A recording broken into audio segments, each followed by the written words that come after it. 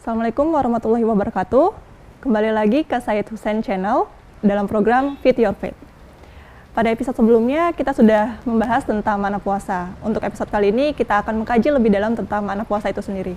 Ya. Bismillahirrahmanirrahim. Rabbil alamin wa sallallahu alaihi Muhammadin wa ala alihi wa sahbihi ajmain. Panjang ya bab ini nih.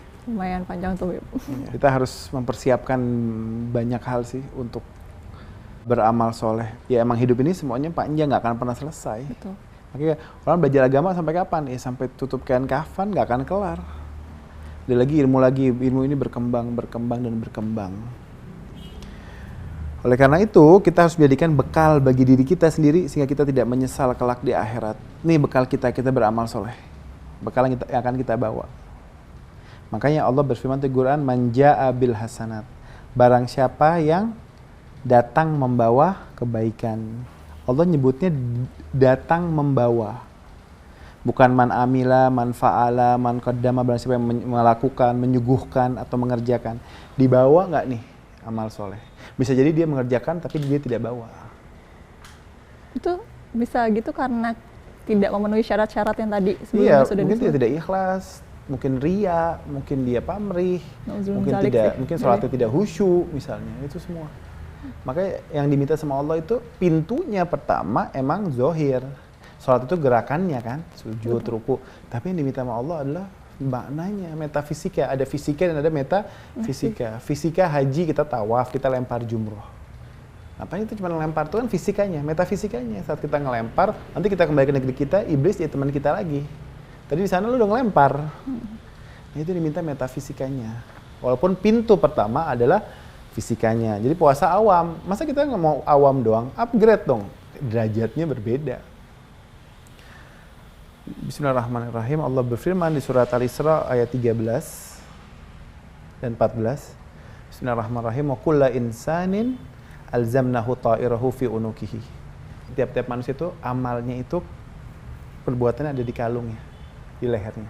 Orang nih ulama nih 50 tahun 70 tahun lalu nemuin bahwa ada chip di tengkuk kita. Literally chip atau hanya kiasan chip? Nggak tahu itu gimana ilmuwan menemukan, tapi Allah udah mengabarkan 14 abad yang lalu. Seperti kalung, ada di leher kita nih. Amalan-amalan amal itu. Wa nukhriju lahu yaumal qiyamati kitaban yalqahu mansyura. Dan kami keluarkan baginya itu pada hari kiamat sebuah kitab yang dijumpainya terbuka. Jadi buka-buka semua amal soleh kita. Tadi bentuknya chip atau yang di leher itu dan bentuk kitab. Lanjutannya apa? Iqra kitabaka fa binafsikal yauma 'alaika hasiba. Bacalah nih kitabmu. Nih baca nih kitabmu. Cukup dirimu sendiri pada waktu ini sebagai penghisab terhadapmu. Nggak perlu dihisab, Anda sudah lihat catatan Anda. Kitab. Kalau kasih tangan kanan, kabar gembira. Tangan kiri hati-hati, tapi yang dilempar ke belakang itu. Iya kan? Iya. Baca nih kitab. Dan ini bekal, semuanya dicatat sama Allah. Kitabnya itu kitab yang terapih sistem. Udah bukan buku pintar lagi udah. Semuanya kejadian, semua termaktub dalam kitab itu. Dan Anda mau tahu kitabnya itu, Allah berfirman surat Al-Kahfi ayat 49. Wudiyal kitabu fatarul mujrimina musyfikina mimma fihi wa yaqulun ya walatana ma li hadzal kitab la yughadiru saghiratan wala kabiratan illa ahsaha wa wajadu ma amilu hadiran wa la yadlimu rabbuka ahada. Dan letakkan kitab itu, kamu melihat orang-orang yang bersalah ketakutan ketika dia melihat apa yang tertulis di dalamnya. Dan mereka berkata, aduhai celakalah kami, kitab apa ini yang tidak meninggalkan yang kecil maupun yang besar, semua ada di sini. La yughadiru saghiratan wala kabiratan illa ahsaha wa wajadu ma amilu hadiran. Dan mereka dapati apa yang tertulis mereka kerjakan semuanya ada. Bukan cuma tertulis, jadi berwujud, hadir. Salat, puasa, zakat, haji, bohong, nipu, sombong, pelit, semuanya. Jadi kita jalan, bayangannya ada 1000. Dan Allah tidak mengenai seorang jua pun, itu Anda mengenai diri Anda sendiri. Jadi kita masuk ke dalam alam pengadilan. Itu serem deh. Mau dengan segala macam kejadian aja udah serem. Apalagi alam akhirat. Alam kubur top. Apalagi alam akhirat. Nah terus ada kisah di zaman Nabi itu, satu orang datang ke Rasulullah, saya ingin belajar Islam, ajarkan. Terus sama Nabi dipanggil sahabatnya. ajarin ini orang tentang Islam. Terus sama sahabatnya dibawa ke pojokan masjid, diajarin. Ketika sampai ayat faman ya'mal misqala dzarratin khairan yarah wa may ya'mal misqala dzarratin syarran yarah. Berarti melihat kebaikan sebesar zarrah, dia akan lihat kebaikan itu berwujud. Dan berbuat keburukan, kejahatan sebesar zarrah, dia akan lihat juga berwujud. Terus kemudian ini orang ngomong gini, stop. Kata sahabat, masih banyak lagi. Enggak, cukup sampai sini. Pulang dia, ini sahabatnya datang ke Rasulullah. Dia cerita, ya Rasulullah, gini, sampai saat ini dia bilang cukup. Kata Nabi, biarkan, karena dia seorang yang cerdas. Dengan satu ayat itu cukup 2 ayat itu tadi, tapi sudah paham bahwa semua yang dikerjakan ada balasannya. Zarrah itu apa ya, paling kecil ya. Makhluk paling kecil di planet ini saya pikir getaran. Dia lihat balasannya. Keburukan juga dia lihat balasannya. Nabi bersabda, wahai manusia, ini ucapan yang bilang maharaja dan rajanya perkataan menurut saya. Wahai manusia, sesungguhnya dunia adalah tempat yang fana. Sedangkan akhirat adalah tempat yang kekal. Dunia tempat yang fana, akhirat tempat yang kekal. Ambillah di tempat yang lewat ini untuk tempat yang kekal. Ambil semua amal soleh. Bawa itu semua amal soleh. Keluarkanlah dari hati kalian, yaitu dunia, sebelum dunia mengeluarkan kalian dari badan kalian. Keluarkan kecintaan pada dunia. Sebagaimana dunia akan mengeluarkan ruh engkau dari badan engkau. Lanjutannya apa? Di dunia kalian dihidupkan. Kita semua ini dihidupkan di mana? Di dunia. Sedangkan untuk akhirat kalian diciptakan.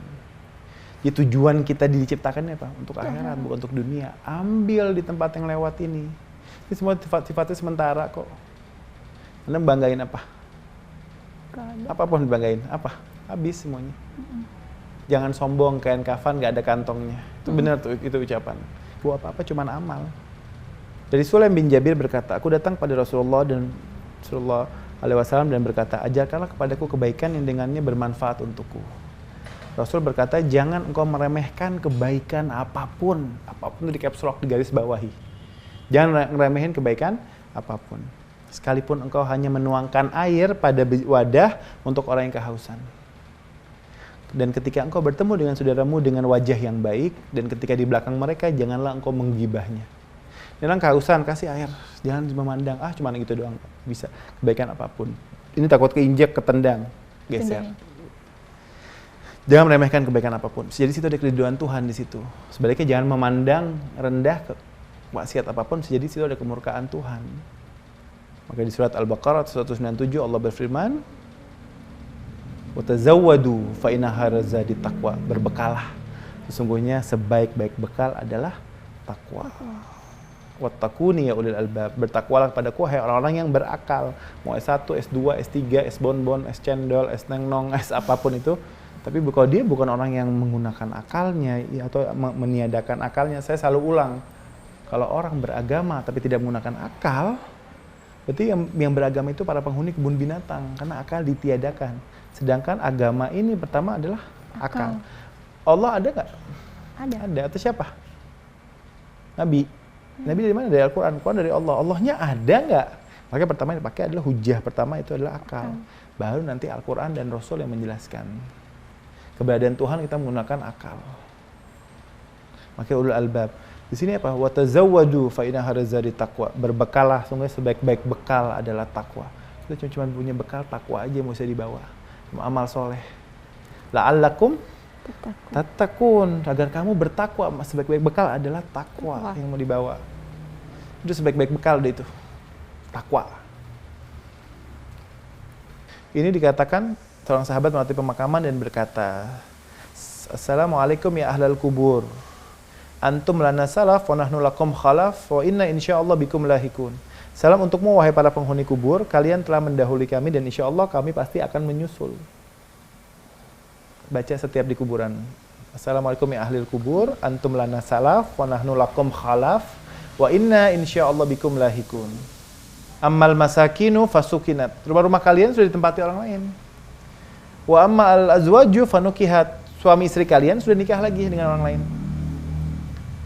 Wa ammal amwalu fakusimat. Harta-harta kalian sudah dibagi-bagikan. Haza khabarun ma indana. Ini kabar dari kami. Falaita syi'ri ma khabaru ma indakum. Ini kabar dari kami. Aduhai, apa kabar dari kalian penghuni kubur? Semaqala amma innahum innataku laqalu. Sungguhnya apabila mereka bisa berkata, mereka akan menjawab wajadna taqwa khairuzat. Kami dapatkan bahwa ketakwaan adalah sebaik-baiknya bekal. Sama seperti Allah nyebut watazawwadu fa inna khairuz taqwa, dan seorang sahabatnya mengatakan kalau penghuni kubur bisa ngomong, kami dapatkan bahwa ketakwaan adalah sebaik-baiknya bekal. Udah sekarang mau bawa apa sih? Orang hidup di dunia, untuk di dunia kalian dihidupkan, untuk akhirat kalian diciptakan. Kita hidup untuk akhirat, bukan untuk dunia. Iya kan, semua tempat lewat. 1000 tahun yang lalu masih ada yang hidup nggak hari ini? Enggak ya. Nggak ada mana. Iya kan? Makanya ketika Nabi tanya, apa yang wajib? Mal wajib. Taat pada Allah dan Rasulnya. Wa mal aujab, apa yang lebih wajib? Meninggalkan dosa dan maksiat. Kenapa kok meninggalkan dosa dan maksiat lebih wajib daripada taat pada Allah dan Rasulnya? Kalau orang sudah meninggalkan dosa dan maksiat, didorong, pasti dia akan taat pada Allah dan Rasulnya. Wamal qarib, apa yang dekat? Hari kiamat. Wamal akrab, apa yang lebih dekat? Kematian. Wamal ajib, apa yang aneh? Dunia. Wamal ajab, apa yang lebih aneh? Orang yang cinta kepada dunia, hubuha. Yang cinta pada dunia. Apa yang aneh? Dunia. Yang lebih aneh orang yang cinta sama dunia. Dan dunia itu berakar dari kata daniyah, artinya rendah. Makanya kenapa bayi itu ketika lahir nangis? Karena dia ke alam daniyah, rendah. Dia dari alam aliyah yang tinggi ke alam daniyah, rendah, dana. Wa masab, apa yang sulit? Nah ini kita mau bahas. Mencari bekal. Cari bekal sulit. Dalam dunia ini saya cari bekal, dan sebaik-baik bekal itu takwa. Wamal as'ab, apa yang lebih sulit? Pergi tanpa membawa bekal. Coba kita keluar kota, keluar negeri, nggak bawa koper, nggak bawa dompet, nggak bawa semua. Susah. Gimana, udah jadi gembel kan, gitu kasarnya. Apa yang sulit? Mencari bekal. Apa yang lebih sulit? Pergi tanpa membawa bekal. Kita suka cari bekal di dunia. Kalau kita nggak bawa bekal, gimana di akhirat nanti? Siapa yang menolong? Punya mobil 30, mobil satu pun nggak akan nganterin kita ke kuburan. Yang nganterin ke kuburan ambulans, keranda. Ya kan? Boleh nggak kalau kita mati, saya mau pakai kaos kaki dong. Boleh nggak? Nggak bisa. Hatta kaos kaki pun nggak bisa dibawa. Saya mau mereknya kain kafannya Bulgari, Gucci, gitu, Prada. Nolong nggak? Karena depan kita terdapat jalan yang sangat panjang. Dikatakan min qillati zat wa bu'di safar wa wasyatit tariq. Aduhai dengan sedikitnya bekal. Ini alam barzah, sedikitnya bekal, jauh perjalanan dan sepinya jalan. Kalau kita lagi lari itu maraton, orang lari nih. Awalnya rame-rame kan, sampai di endingnya berapa orang? 3 orang, 4 orang, 5 orang, seperti itu alam barzah. Rame-rame, tapi apa? Sedikitnya bekal, jauh perjalanannya panjang, sepi jalannya. Nggak bisa nolong kanan kiri. Ini seperti itu alam barzah, apalagi alam akhirat. Jadi saya pikir sampai sini dulu deh kajian kita. Baik Habib, terima kasih atas penjelasannya untuk episode kali ini. Alhamdulillahirrahmanirrahim, sekian untuk episode kali ini. Jika ada pertanyaan silakan tulis di kolom komentar. Jangan lupa untuk like, share, dan subscribe. Jangan lupa juga untuk klik tombol loncengnya. Wassalamualaikum warahmatullahi wabarakatuh.